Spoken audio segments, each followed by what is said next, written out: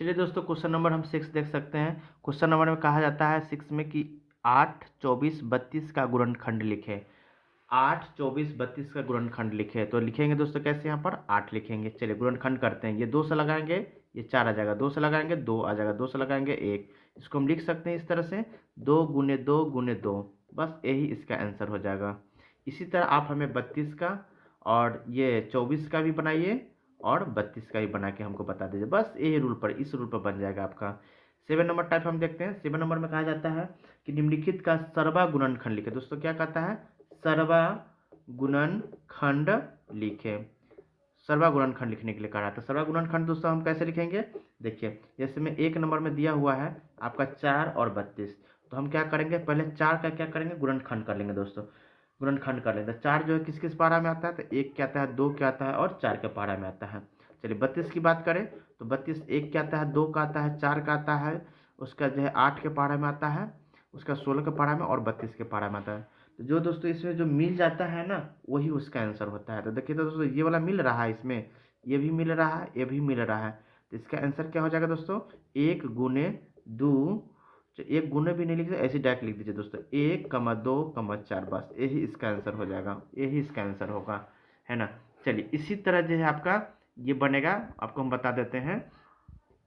अब बनेगा आपका, देख लीजिए आप, अब बनेगा इसका 8 नंबर क्वेश्चन। हम 8 नंबर की बात करेंगे क्वेश्चन का। तो 8 नंबर क्वेश्चन कहा जाता है कि निम्नांकित के गुणज लिखे। गुणज कह रहा है, गुणज। तो गुणज निकालने के लिए कह रहा था, हम देखिए कैसे निकालते हैं, निकालें। जैसे में 1 में दिया हुआ है 8, 10। तो 8 का गुणज, तो 8 का गुणज मतलब क्या, हम उस दिन बताए थे आपको, गुणज का मतलब पारा होता है। तो 8 का पारा पढ़ देंगे। तो 8 का 8, 8 दूना 16, 8 3 24, 8 चौक 32, 8 5 40। मिनिमम इतना तक पढ़ सकते, कोई दिक्कत नहीं है।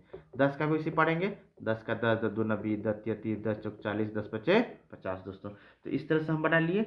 अब बस यही करना, और कुछ एक सिर्फ गुणज कह रहा है, तो गुणज हम पढ़ दिए, हो गया आंसर। ए भी आंसर, ए भी आंसर, ए भी आंसर हो गया। तो इस तरह से आप हमें ये क्या कर रहे हैं, क्वेश्चन नंबर बी जो है, ये 4 और 12 का गुणज लिख लीजिएगा। सी में करा 3, 5 और 8 का गुणज लिख लीजिएगा। तो इस तरह से आप हमें बनाकर बताइए। बस ये इतना ही से गुणज का मतलब दोस्तों पहाड़ा होता है, पहाड़ा पढ़ना है, कुछ नहीं करना, पहाड़ा पढ़ना है। ठीक है, चलिए इस तरह से हम आपको बता रहे हैं। अब बताते हैं 9 नंबर क्वेश्चन। अब ध्यान से देखिएगा, 9 नंबर क्वेश्चन में क्या कहा जाता है। 9 नंबर क्वेश्चन में कहा जाता है सर्वा गुणनखंड करने के लिए। दोस्तों क्या कहा जाता है, सर्वा गुणनखंड करने के लिए। ध्यान से देखिएगा सर्वा गुणनखंड हम कैसे करते हैं।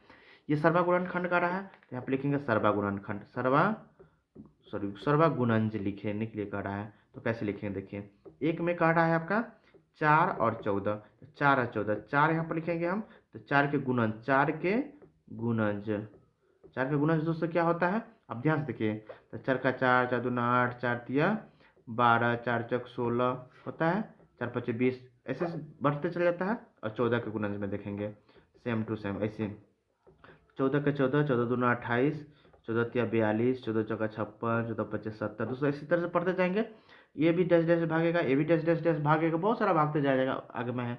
तो इसमें हमको क्या करना है कि जो मिलता है वही लिखेंगे। तो देखिए 4 के पढ़ा में अगर हम ज़्यादा तक पढ़ते चले जाएंगे तो मिनिमम हमको जो है 28 तो मिल रहा है। क्या, देखिए कि 4 5 20, 4 6 24, 4 7 28, यहाँ तो 28 मिल रहा है ना दोस्तों, यहाँ पर 28 हो जाएगा और यहाँ भी 28 मिल रहा है, मिल रहा है ना। तो ये भी 28 हो जाएगा आंसर। और अगर आगे इसमें पढ़ेंगे तो 56 भी मिलेगा, तो इसमें भी 56 मिल जाएगा। तो ये 28 और 56 इसका आंसर हो जाएगा, यही आंसर होगा इसका, 28 और 56।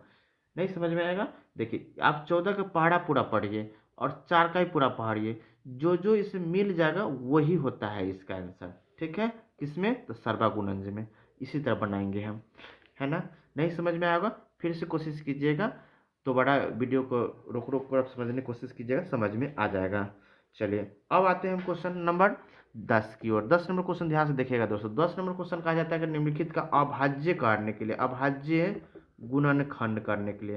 तो दोस्तों अभाज्य गुणनखंड हम कैसे करेंगे, देखिए जैसे में ये लिखा हुआ है कितना, 540। 540 का भाज्य गुणनखंड करेंगे तो अगर 2 से लगाते हैं तो कितना होगा, 270। जैसे अधि या लघुत्तम जैसे बनाते हैं ना दोस्तों, सेम वैसा ही बनाते चले जाना है।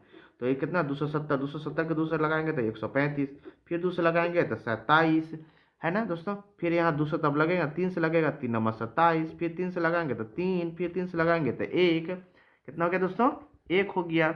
अब क्या करना है हमको कि 1 आ गया तो अभी बस इसको गुना में लिख देंगे। तो ये 2 गुने 2 गुने 2 गुने 3 बस यही मेरा आंसर, जो गुना करने के बाद आएगा वही उत्तर हो गया। चाहे इतना ही पर छोड़ दीजिए, आंसर है। बस विशेष कुछ नहीं करना है। ये 1 नंबर आपका था। बी नंबर आप हमें बनाइए 440 का इसी तरह, और सी भी बताइए 420 का। आप हमें कमेंट बॉक्स में बताइए कि इसका आंसर किस तरह से आ रहा है। अगर वीडियो अच्छी लगती है ज़्यादा से ज़्यादा शेयर करें, कमेंट करें, लाइक करें। तब तक जय हिंद, जय भारत।